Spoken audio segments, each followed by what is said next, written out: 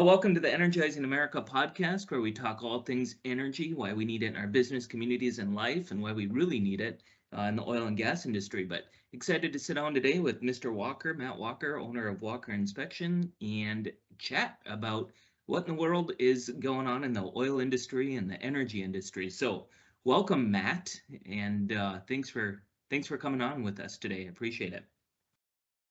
No problem, sir. Appreciate the opportunity. I would love for our listeners and myself to understand better what is the story of Walker Inspection, a small town Gillette, Wyoming guy coming to be a Walker Inspection company. Walk us through the history of Walker. Sure.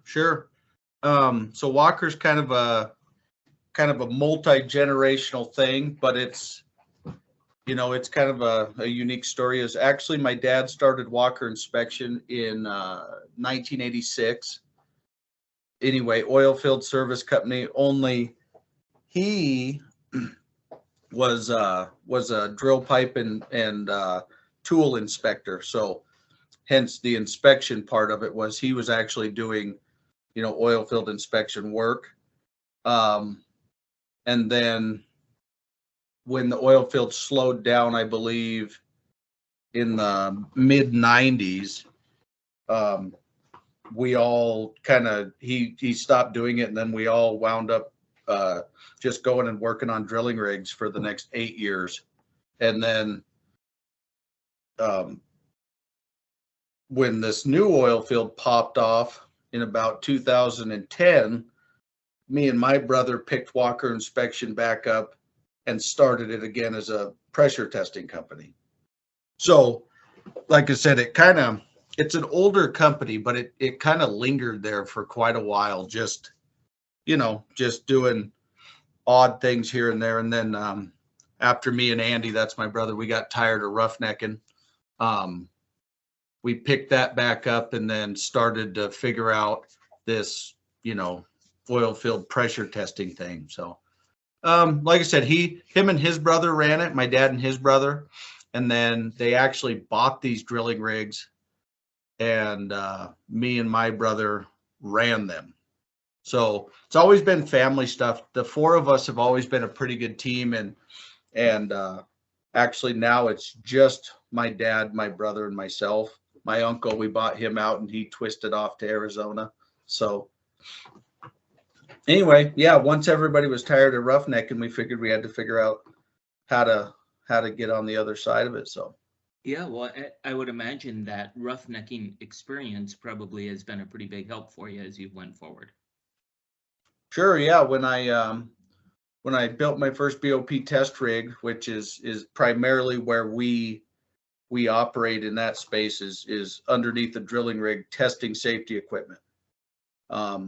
Like in New Mexico and Wyoming too, those operations are looked over by the BLM, so federal government. So it was a pretty important job, and yeah, having a knowledge of the rig and the components and how things line up and stack up, it was helpful to say the least.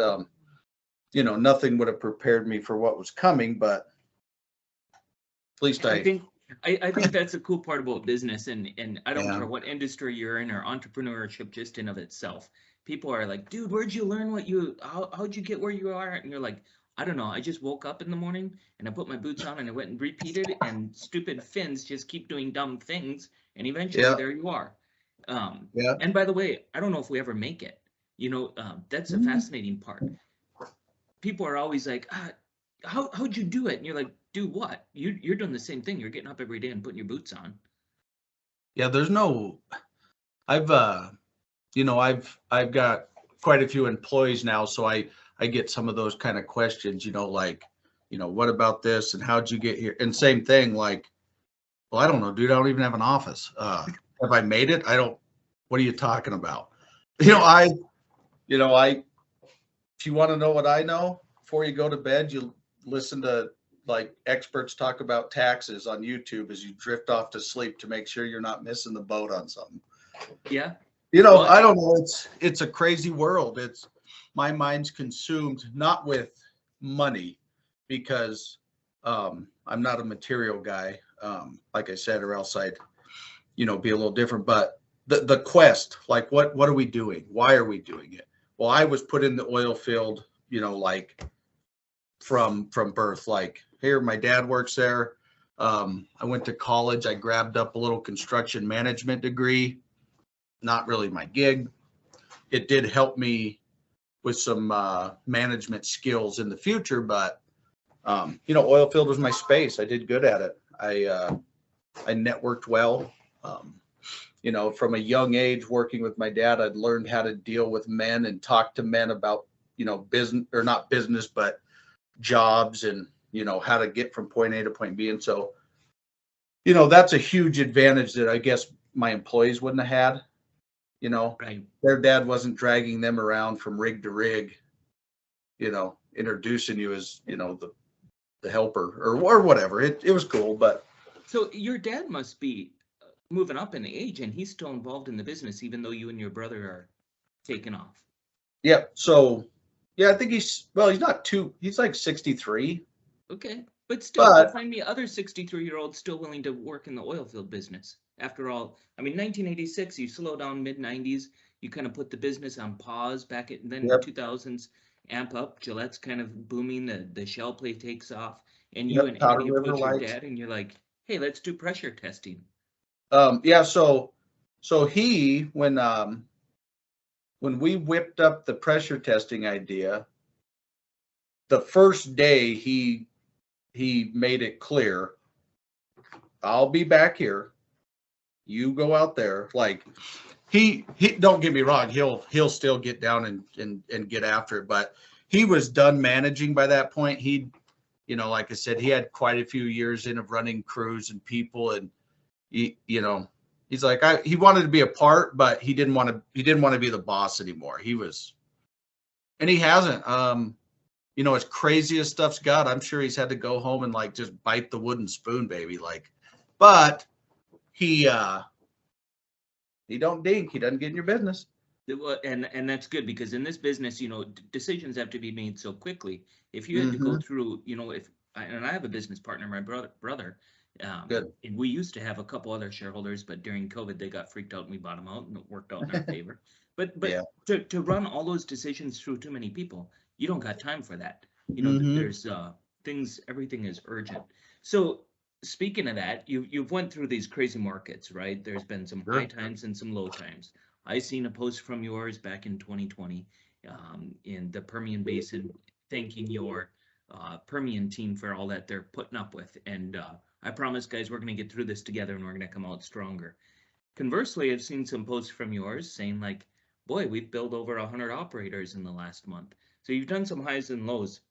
How do you handle that psychotic whiplash thing that we deal with? Yeah.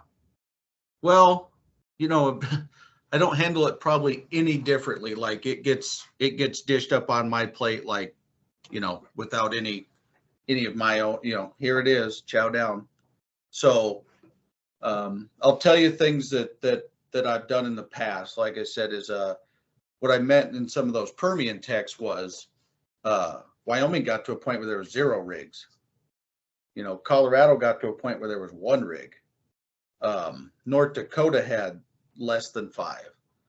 And, we didn't lay anybody off. The Permian held us up. And honestly too, is there was a couple of times, the guys standing around looking hungry. I actually went and bid out some city concrete projects. We went and poured concrete. Like I said, one year we were, millions and millions of dollars in pressure testing. The next year we laid some sidewalks down, and but that's the thing too. Like that was one of the parts that keeps my employees like in my zone and loyal to me, is like there's no stop. Things went down. The Permian was still good. They were sending money up.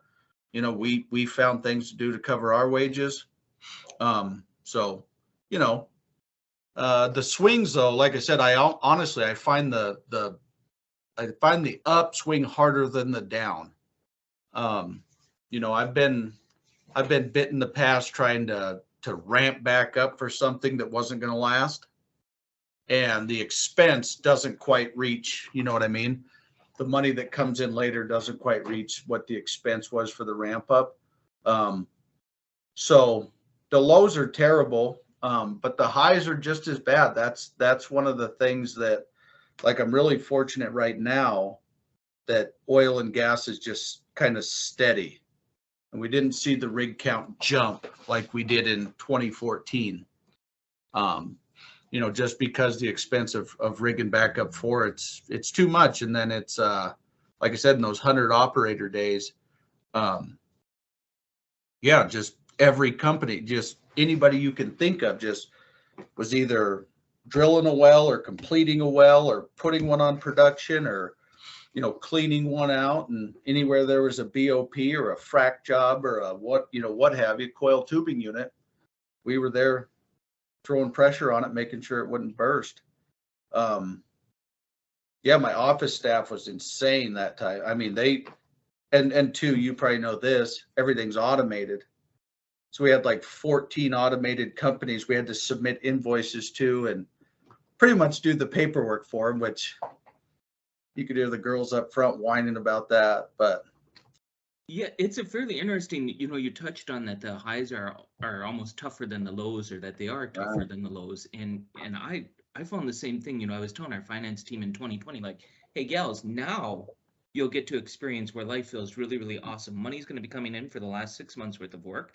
You're going to have no open invoice or open ticket ADP oh business yeah, to do. But all you're going to have to do is enter payments. A bank balance is going to grow, and everyone's going to think this is hunky dory. But then wait for the whiplash, because on the upswing, it's going to even be harder. So I've been telling them all year, like, hey, remember what I told you back in 2020? Like, yeah. this is what an upswing feels like. Is your capital in your business, like, is it a CapEx intensive business for you to add crews? Do you have to spend a lot of money to get them going? So yeah, the thing about Walker Inspection is it's 100% service. Not 100, 98. We do have some rentals and some different things, but everything's on manpower. Every hour billed. You know, there's no cushion of service and products, you know, where you can grab 15% off of your product line. And so honestly, the payroll just skyrockets. And then, you know, we're in a business where, I mean, you can't technically discriminate overtime because you need the men to work the hours.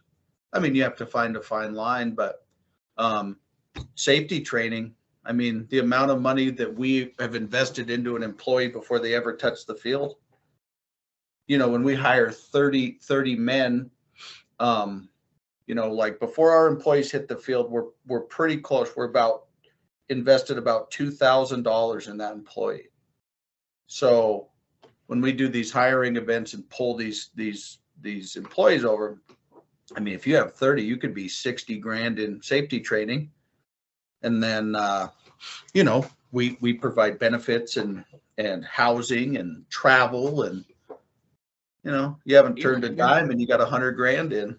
Well, and then you go to work for a company, and if your MSAs are anything like ours are, it might be 45 days on a good A game. Like your whole staff has to be on an A game to be paid within that 45 days, right? Because that ticket's got to get an open ticket. The gal's got to get the invoice generated, match the dang thing. You got to hope the supervisor hits approve, and then some companies are like, yeah, but that MSA is just from the day we approve it, not from the day you submit it. Yeah. Yeah. So same thing, like, yeah, I'm 90 days out on making a return on an employee. And then too, we, here in Wyoming, we build the equipment and then ship it. So that's the same thing too, is for essentially every 3 people you add, there's got to be a piece of equipment. There's got to be something for them to operate to do this job. And, the Permian right now, I think you've probably seen on LinkedIn that me and Andy just made a acquisition, which that was a big deal. That took about all of my mental capacity, because I'm not extremely fine-tuned just in the art of business. I'm kind of I'm kind of just, I do it my own way, which it works for us. But like it was the Wyoming boys versus, like with the lawyers and the accountants, like it was crazy. I would have Like, loved to be a fly on the wall because I know some Wyoming boys and yeah, yeah, you don't get scrappier than a Wyomingian, and they flat can get things done because they yeah. see right through all the BS. But then you put them in Hmm. with a group of Houston lawyers, and I would have loved to see how that went down. Oklahoma City. Oklahoma City, Yeah, okay, just as yeah, good. just as good. But and don't get me wrong too, is me and Andy got a really, really nice team of accountants and lawyers too that they don't work for us, they're associates, but we did the initial, and then I think what shocked them was is we were kind of so rough and out of pocket. And then when our legal and finance team came in, it was just like boom. And okay, that's how this works. I see. So it's kind of funny is when you first enter some of those deals, the like in that one, the upper crust was kind of giving like, who are these dudes? But they knew too is in that situation, they were changing directions. And upon meeting me and Andy, they knew pretty sure that we could do their pressure testing business justice. So it actually went pretty good. It took a little longer than I thought. I think I worked on that for over a year. So, Mm-hmm. for over a year, that's one thing I try and tell folks that ask me about business and whatever that, okay, I don't Sure. know what I'm doing, but I will tell you a couple surprises. One is whatever you think, however long it's going to take, double it, quadruple it, whatever. Mm-hmm. The bigger the company, the longer it's going to take to get the deal done. It's Yep. just the reality of it. And good things come to people who keep pushing and waiting and spending your time on it. And this is a fairly large company's assets that you acquired. Yeah. Like how Well, many people? Or did you only acquire the assets? um, obviously, that the people are on their own free will, but yeah, I think we took 37 with us. Yeah. And So then the assets, and then all of that stuff. I mean, yeah, no, it was they were they were they were I'm trying to think, they were about 2/3 the size of Walker when we did it. So they were running about 20 some pressure testing setups, all crewed out. And then, I think Walker was probably maybe half the size. We probably had 40 some running at the time. So yeah, now it's, over 60, which for pressure testing, that's, I mean, for other, if you were a trucking company, big one, having 60 trucks would be here nor there. In pressure testing, I mean, each crew and each unit can handle, dozen jobs a week. I mean, they do get long sometimes, but you think if you're keeping them busy and each crew's getting about 10 or 12 jobs a week times 60 all over the United States, I mean, it gets pretty big pretty fast. so how many employees are you dealing with right now? Um, we hired 8 yesterday, so I think it's over 100. I don't know the exact number. Yeah. Um, And one of the cool things about the oil industry is if you have 100 employees, they ain't working 40 hours, right? Have you ever done just a fun little math problem? I've told my team from time to time. Take the total man hours that we paid out, right? And divide it yeah, by 40 hours and tell me how many full-time people, normal societal, like people that are like educated and know yep, everything. 9 to 5ers. Yeah, they would, I think we would have over 30% more than what we actually have, sometimes 50% in today's crazy times, right? I gotta let my dog out. Hold on. Scratching at the door.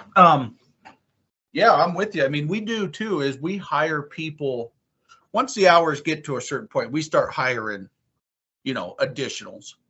But 40 is not where we hire additionals. Well, this industry, people don't want 40s. They'll go find someone else who's going to give them 50s or 60s. They're on the road. They're away from their family. Let's get some work done. Oh yeah, we talk about it a lot. Is Yeah, if you set a man in a camp, he's looking for a job. You know, he's not sitting in the camp, even if you're paying him. He doesn't care. He's not there to sit in that camp and watch TV. You know, the guys we hire and the guys that are upper levels of testing, you better be stabbing them on rigs. And when they get done, they better have another one to go to when they wake up. And that's how they like it. Yeah, it is funny how this industry, I used to think, well, who cares? It's time and material. You guys are okay. You're getting paid. What's your hurry? Yeah, But it turns out that the very nature of an oil field worker is give me something to do or I'm going to go find it on my own and you might not like the result. Yep. Well, and too, money, I mean, money talks, obviously. And I mean, you could pay through some of that, but I know that some of the guys, because pressure testing's kind of a unique baby, is it's 24/7, 365 on call. Takes a really, really kind of unique scheduling network. Probably about like running casing or cementing or, you know, some of these other services that you know, just when it happens, it happens. You know, you're midnight somebody's lunch, dude. So, yeah. You know, so being unique like that is it brings out people who work in those environments. And the first couple of years I pressure tested personally, I fit well in those environments. Like I excelled in, you know, obscure hours. Like it didn't bother me to jump up at 2:00 and run down to a rig and pop a few tests off. You know, my wife thought I was insane, but yeah, but they think we are anyways if we're in this yeah, business. Never cried in front of me, so it's cool. How does that work between you and your brother? Who's doing what? Is your brother out doing business stuff? You're out running the crews? How'd you guys navigate that? No, so actually what's happening right now is, and we're pretty close in age. He's 3 years older than me and a lot smarter, like mathematically and you know, like fundamentally. I'm a much better networker, communicator. I'm not shy. Like when we were first doing sales calls, for me to drag him out to a rig and knock on a door and just cold call, he would have rather crawled under a rock. Me, I couldn't have cared less. But if you ask him some crazy math problem, like just rattling numbers off, he's sharp as a tack. Anyway, so the first 8 years, 2010 to 2018, I was the boss. He was right underneath me, and we don't do president, vice president roles.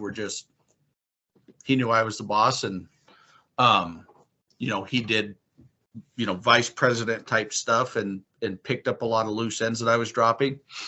And then COVID, once COVID started, which I think was in the middle of 2019, maybe. Can't remember. I was in Oklahoma when they started shutting stuff down.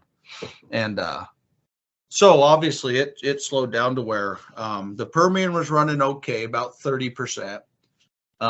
Me and him were kind of just hanging out, and we have some other businesses that we just dabble in. And when the oil field fired back up, for some reason, he was just chomping at the bit. And so we came out of that, and now he's the boss. And you work for him. And I work for him. Well, that's awesome. It's funny how that is. You know, my staff, as we grew, one thing that was hard for me, Matt, was dealing with like this title stuff, and you got to have a chart and structure. And I just ain't that kind of a guy. I'm just like, whatever, everyone go do what you need to do and call me if you got a problem, right? Right. And so same thing with my brother and I, we were never super into that. But after you start assembling a team, that all of a sudden it's like, boy, it kind of matters to some people. We have also decided those kind of people that it matters too much to probably aren't a good fit for our team. Because we can like write it down on a little piece of paper and whatever and satisfy some banker somewhere or some financial statement or whatever that here's our org chart, right? But at the end of the day, it like doesn't matter. Get out and get the work done. And if the operator wants to do jumping jacks in between, you know, doing something, go do jumping jacks. Like you don't need to call me to do jumping jacks. Yeah, I used to put I even do it now with the food business. I always put sales on my card. And then like same thing. Anytime I sign paperwork, I always sign, I'm just a member. managing member. And you know what too is we never even like my financial advisors, they don't push for that kind of thing. I mean, sometimes they're a little more educated and who's the dad, who's the boss. I don't know, dude. It takes so many people that in any given time there's probably 3 people doing the same, doing executive style, decision making. And at Walker, we have a lot of long-term employees. There's probably a dozen or 2 of us that have been here since 2010. And those guys know better. They know how to get around. They know what's expected. And me and Andy, we're not terribly overbearing. He can get a little testy, but I don't know, dude. It's such a crazy job, and it's hard, and it's the weather's a factor, and being away from home. We found out pretty early. Put those together, and then start riding somebody, and you'll create a culture that nobody wants to be around. The way the business is, the culture has to open up, and there has to be benefits there besides money. And usually what it becomes like, I don't want to say friendship, but like the people you work for are your peers and not your, they're not pushing you down trying to climb up the ladder. Yeah, if you could see me in person right now, you'd know what I was talking about. I'll leave here and go, who knows what I'll go do, but it won't be in an office because I don't have one. Yeah, if you're sitting in your office manager's office, right? So you kicked the poor gal out for this podcast. She's walked by a few times. Glaring at you. So when we think about this employee thing, because you went from like just you and your brother and dad and uncle to now over 100 employees, you have to adapt to how those employees think. But there's this thing in the business world like culture. You have to talk about culture and preach culture. And my opinion on it has kind of been like, no, you don't. You actually need to put your boots on, go hang out with your employees for a while, and then see what their problems are and live them. And then so when I'm in Houston, Texas, meeting with some big executive in a 12-story tower off the freeway, and this lady's like, well, we just got to push. These guys we can't be working more than 40 hours. They need work-life balance. I'm like, whoa, listen, ma'am, you don't actually know who works in the oil field. That's right. It's not even things they value. And they ain't going to be around. So if we go down that road, we ain't going to have crews for you to get the work done. And by the way, it's not just me. You might find some Chicago investor who thinks he can put together a company doing that and make really good money, but that ain't the reality. And no. When I'm sitting, like, it was 3 weeks ago, we were having like this internal debate, me and the electrical president, about an issue. And I ended up having to go to North Dakota for some conference. And landed in Williston, and the plane was doing that like on the runway in Williston, and the luggage cart went flying across the runway, so they had to go catch before we could get off. And there's a vice president of an oil field company sitting next to me, and she says, "Is this normal?" And I was like, "Oh yeah, no, we haven't flipped yet. Like this is totally normal. When we flip, it's not. I haven't done that yet, but Yeah. Anywho, it's 24 hours later. I called my electrical president and said, "Guess what, dude? The decision." You know what the decision is? We got to stay out of this. They got it handled. Like we were making up a problem in the office that did not exist when I put my boots on and went out and sat on that site that the wind was howling. It was 40 degrees. It felt like it might as well have been 20 below. My earlobes were frozen. My feet were frozen and my steel toes. My hard hat wanted to blow off. Like that's the reality of what we're working in. Yeah, they didn't have that problem. No. We were making some big old mathematical problem back at the office that they could give 2 flips about. They had a site to get energized. And I got to believe in the pressure testing business, it's the same thing. If you were to show up and ask them, guys, how can we get more efficient? They'd probably grab one of those pressure gauges and shove it where it, it doesn't belong. Yeah. No, it's same world. I mean, so essentially every pressure test is the same, right? But every piece of equipment's a little different, or every rig's a little different, or frac site, and then 2 is a lot of people don't put this into perspective. Is pressure testing's a funny spot, and I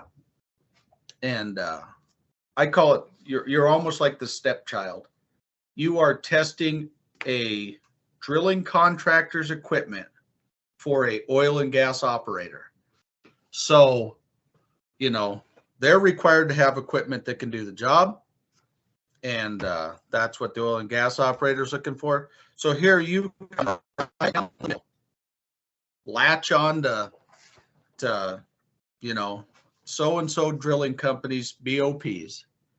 You start lighting them up, and the oil guy's watching you like, they better work, or else we're not paid. You know, and now pretty soon you got the driller, come on, dude, let's get it done. The operator, like, you know, and you get stuck in that middle. And like you were saying is, I mean, if you throw some brat out there that doesn't know how to handle himself with other men or women or whatever the case is, I mean, you got to be pretty slick out there. Like, how do you defuse problems between the two? How do you find a problem and get it worked out quickly before anybody else realizes it's a problem? You know, you start popping red flags off and guys start getting weird. I mean, for a pressure tester to go out, do your job, and when there's a test that's failing, be able to troubleshoot, navigate, and fix it. That's, you know, and then too is, like I said, it sounds okay. Well, that doesn't sound too bad, but like you said, well, you're 25 miles north of Williston. It's 25 below zero. The water's freezing. The wind's howling. Nobody's coming to help you, and your nearest companion is 400 miles away. Now work through that scenario out here on this rig real quick. Thank you. You know, it's just not exactly as it appears. And so, you know, when guys from the field call with problems, you know, you better be willing to just sit down and help figure them out from the phone, because you're not standing there, you know. So no, it's employees are a funny game. And two is, a lot of people in different industries don't realize the mindset of an oil field employee, or an oil field even owner. Like me and you were saying, like, you know, if your phone rang right now, you'd say, mailman, I got to go to Williston. Let's catch up next Wednesday.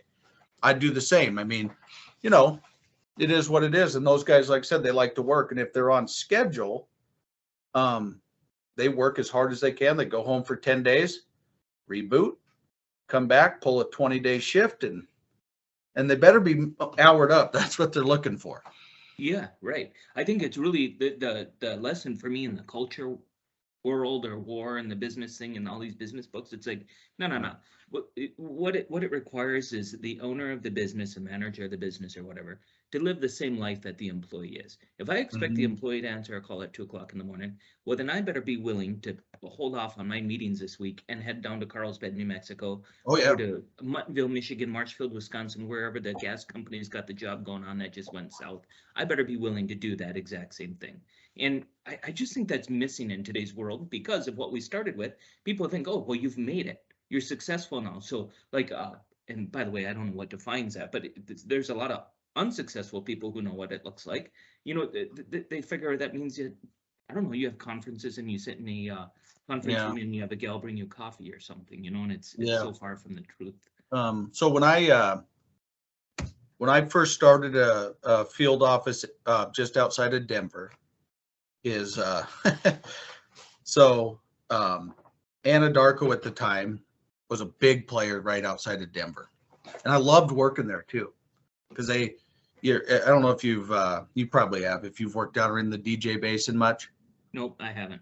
Oh, well, it's in town, like, you know, like north of Denver. I mean, the towns don't stop. They're just, you know, suburbs till you get to the Wyoming border, and then the lights go off.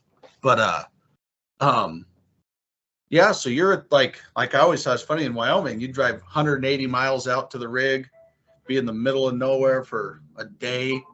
Anyway, I get to Colorado, and the wells don't have as much gas pressure.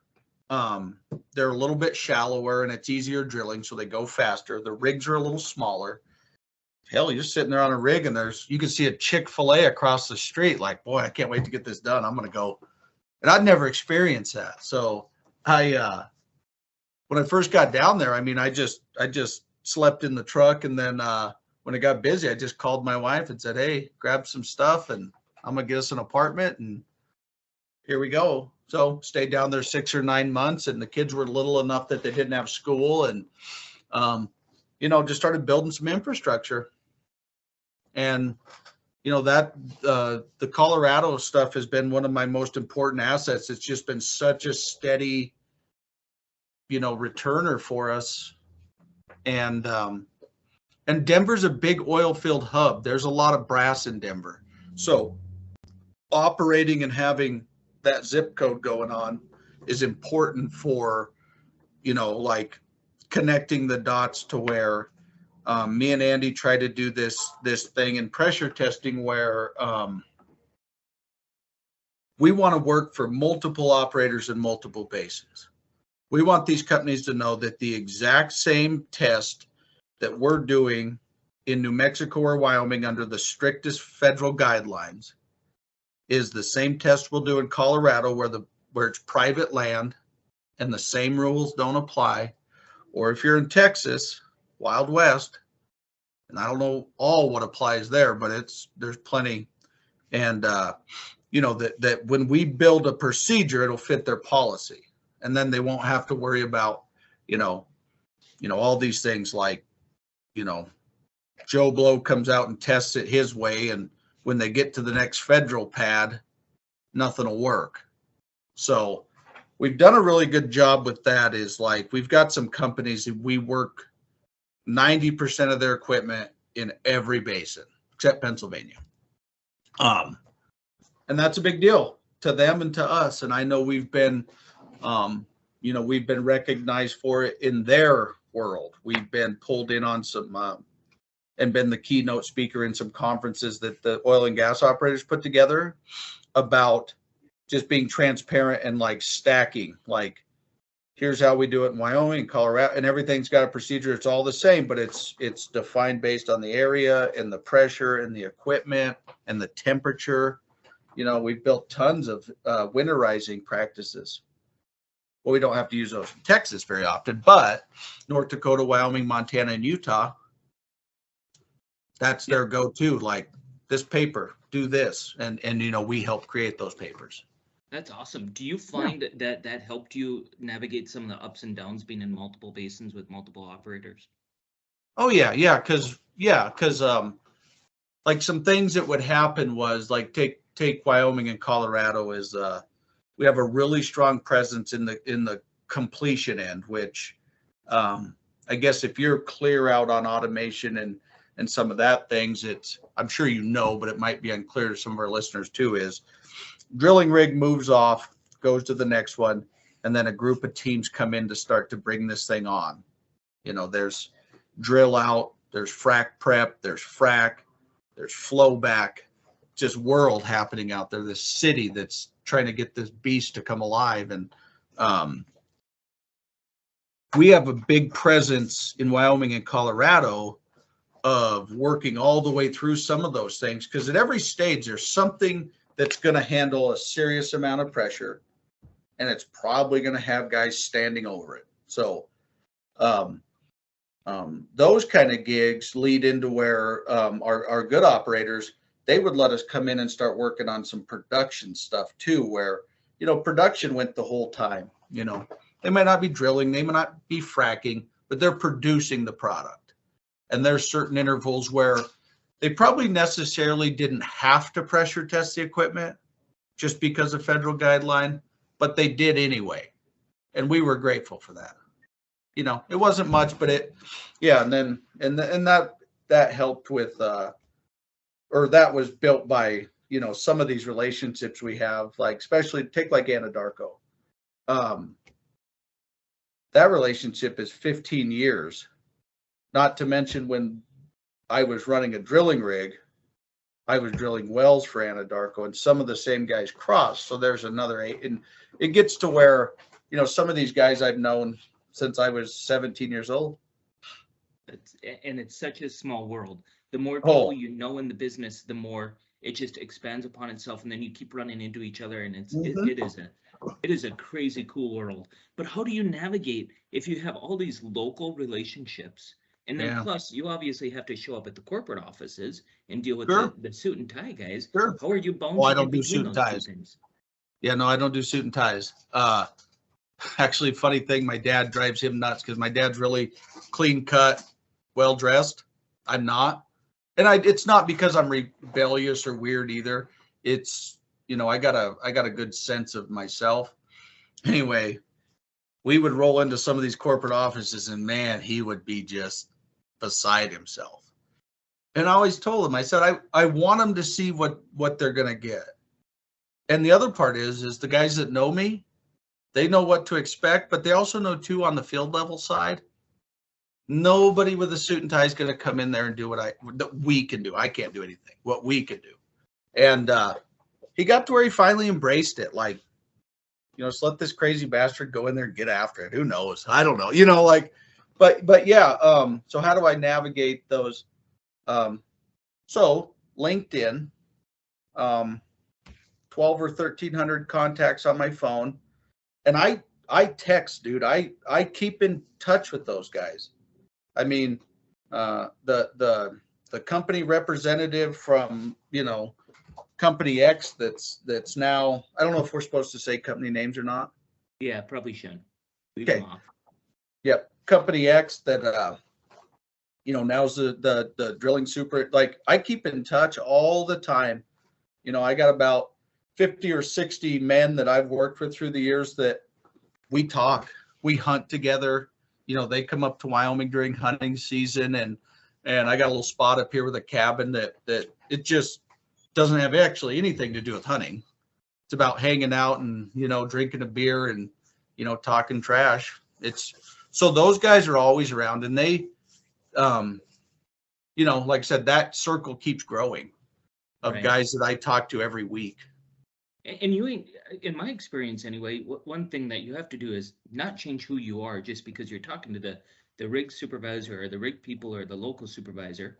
Yeah. That's got to be the same conversation as when you're down in Houston, over in Denver, over in Oklahoma, at the corporate level. Like, you can't, because like you said, you don't want to change who you are. You don't want to set a false expectation. Yeah. Well, no, and I, like I said, I'm motivated and I'm project driven, and that's what matters to me. And once like-minded people work together in that regard, like I said, it doesn't matter what you look like, boy, girl, color, hair, whatever. Once those teams get formed, it's, it goes. And like I said, a lot of the connections I have in the oil field, like I said, those guys are very suit and tie, every event, every conference, every whatever. And like I said, they never expect to see me there. When stuff gets real in the field, they got my cell phone number, and they know I don't want to be at those things. Call me when it gets rough out here. We'll just keep going. So yeah, I'm never like that. I was like that in school too. I couldn't act just because, I wasn't out of line or this or that. I was just, I found a way that worked for me, and I never stopped. I think it's a Wyoming thing. Everyone I've met from Wyoming is just true to the core, and it's awesome. And it's not just Wyoming, I guess. If I think about it, it's an oil field thing. It's who we are. The oil and gas industry is made up of a bunch of realists. We're not the people who are on CNN running around blabbing our mouth about something that we don't know just because we saw a headline. We're feeling this thing. We feel the energy issues and where we're going.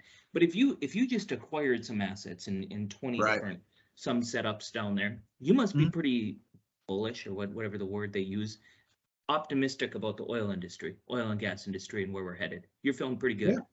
Yeah. Well, it's what I've got. I mean, it's the space I live in.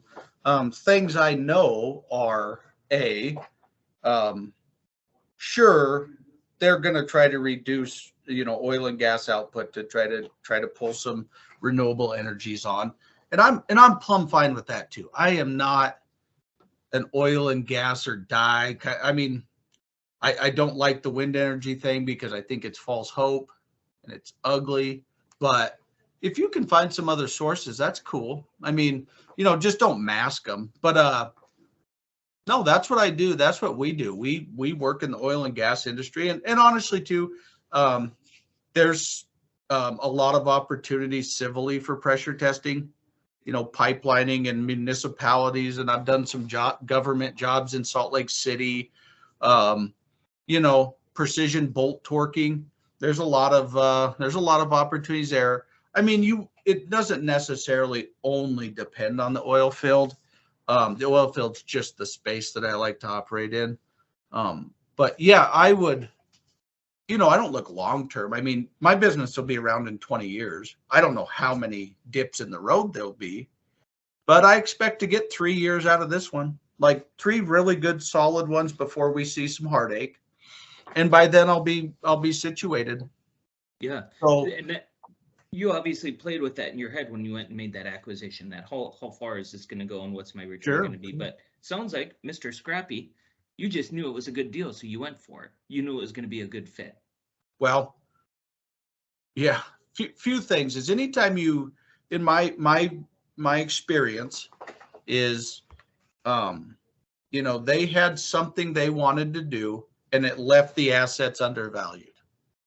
Well, depending on the value and the undervalue, I mean, some of those are, you passing them up is missing the opportunity.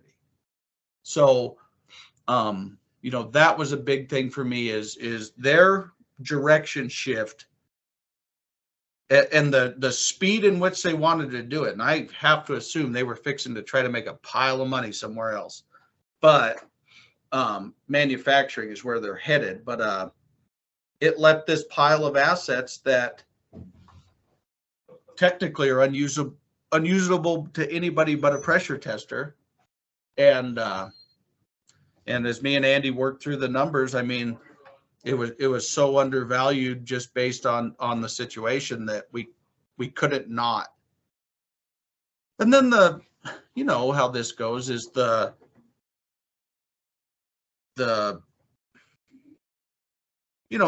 say like that, by that acquisition being done and those posts being made on LinkedIn and a few things, it sets an example too in the industry. Like it shows that some of us are making strategic plays. Like we're not just shoveling money into our pocket till the next bust. We are positioning and acquiring. Like I said, is that company couldn't just leave. That equipment couldn't just hit the auction block to be stripped. Like there's enough rigs in Texas that even with all 40 of our units down there or whatever it is between Walker and this other company, you can't even get 10 or 15% of the margin or the market. There's not enough man or people. So having 20 units hit the auction block is not going to do anybody any good. Right. We're already underserved and understaffed. Oh boy. All the way. When you think about going forward from here, though, and you think about how you made that acquisition happen, how in the world, because people in this industry, they're always like, oil and gas is dying. We don't want to finance oil and gas. You can hardly get a line of credit to fund your 90-day receivables. Way back when we had to do factoring just to convince ourselves that this was a legit business, and thankfully as things go, you get away from all of that. But how'd you pull a deal like that off? You just said, we're sending this sucker. You had enough cash laying around and you felt good enough to throw it all at it? Sure. I had a little cash laying around, like I said, from a few different businesses, but no, one of the things too was they, in order for some of that to happen, there was some cash down, there was some owner financing, and then there was some, future payments of good faith. But yeah, it's a mixture of different options. You won with it is because you're scrappy enough to not get hung up on all these exact details. You just saw assets undervalued, business opportunity that we can't let it go because the market is in a tough enough spot. Bolt it on, let's go. And then you got a team of people around you saying, yeah, but Matt, you just keep saying, yeah, okay. Well, here's how we'll handle that one. Here's how we'll deal with that. Let's keep going. Yep. The nice thing about this one is I didn't have to go to a bank. Like I said, I was able to put the deal together where between the two companies, we were going to get to the end. I was going to show consideration and start pouring money in there. I was going to take the burden off them of, healthcare, wages, fuel, right? Because that comes to me. So now that's an advantage they have on their manufacturing side. And then also too is as the thing started making money, I have this progression that I will pay out. And that's kind of what I meant by the undervalued. I mean, if you would have had to just show up and stroke the check, that one would have clinched. You would have clinched them. But it was designed to where both parties got what they were after. You know, A win-win they couldn't have situation. just shut it down. You know, like, you know, they had 37 employees. Like, it was still generating money, but it had this bag too of, and here they are trying to switch all their capital over to manufacturing and remanufacturing. And, you know, some of those bills just were in the way. And here I came with some cash, some relief, and then some future payments. And like I said, the cool part was the lawyers figured out the bull, the jazz, whatever's in there. I read it, but you know those. 3/4 of it flew over the therefores and the Huron twos and the whatevers. But the deal was banged out in plain language. Hands were shook, and then there was nothing signed too before I took over operations. That's how important this deal was too. Was when me, Andy, and that owner shook hands on the deal. We handed him a check for X amount of dollars. Just right here. Here it is. We're going to get started. Here's your couple $100,000. Lawyers will be going to work on it. Sounds good. So that was pretty unique. A lot of things don't happen like that. No, they don't. And I think it's missing in the whole society conversation about the bad oil and gas people who are just taking money and going on exotic vacations. It so is not true. There, any earnings we have right now, we're reinvesting in capital, whether it's trucks to put more crews to work, whether it's safety gear, whether it's IS Net World, whether it's PC, name it. We're throwing money back into this business like no one's business. And sometimes it can be almost like scary. Like, I can't believe I just wrote that check. What was I thinking? Did I just buy 8 trucks? What? Yeah. You know, like, I hope the market's got a year to go, because it takes at least a year before you even break even on anything in this business, you know. But I'm with you. I think we got a long ways to go in this business, and there's a lot of cool things. Matt, I know you're a busy guy and you got to go, so we didn't get a chance to hit on a couple other topics. It's awesome to meet another guy in the oil field. One of these days we'll sit down in person. We'll have a good lunch together, and hopefully we can talk about, you know, how you started a food company during COVID, and how in the world you can keep that many operators happy at once. You know, we work in a demanding industry where these operators are up our throat. You know, they need things done, and we got to flex into that. So I just want to say, awesome job. It's so cool to see folks in this business succeed. It's a help to me. I've only been in the business 10 years. You know, we went from 5 people to a couple hundred people. It's been quite a ride. We've had the ups and downs, and it's just awesome to meet some other scrappy people who claim they don't know what they're doing, but they're making it. And that's where we find ourselves and all of our listeners. So it's really cool. Well, keep up the good work. Well, I mean, I'm with you. Like, it's nice to meet you too, where you're in the industry too, and you have a podcast like this that's bringing some of this to light. I mean, it doesn't have to be me or Riley or whoever. There's so many people that are doing such a great job. You, me, him. But yeah, it's funny. Don't know what we're doing, but we kind of do. We're making something happen, right? Because I know one thing. I woke up this morning, it was 31 degrees where I live, and my house was warm. I know yesterday I had to go down a few hours away to a funeral. I know I had the gas to get there and back. I know I had a conference in North Dakota a few weeks ago that I flew to, and I know I got to present myself at a safety incident meeting for an operator in 2 weeks down in Carlsbad, New Mexico, and I know that the plane will get me there. There's we are doing something here. Nobody knows what we're doing, but hey, here we are, and we're trying to educate the folks that, hey, put your boots on, get some energy behind you. We got things to do. That's where we're at Walker. Put your boots on, go to work. Well, hey, Matt, thanks for your time. I'll let you go. I know you got big things going on, but we'll catch you on the flip side. Thanks for your time. Call or text anytime, buddy. Okay, thanks. I appreciate that. Take care. Yeah. Yeah.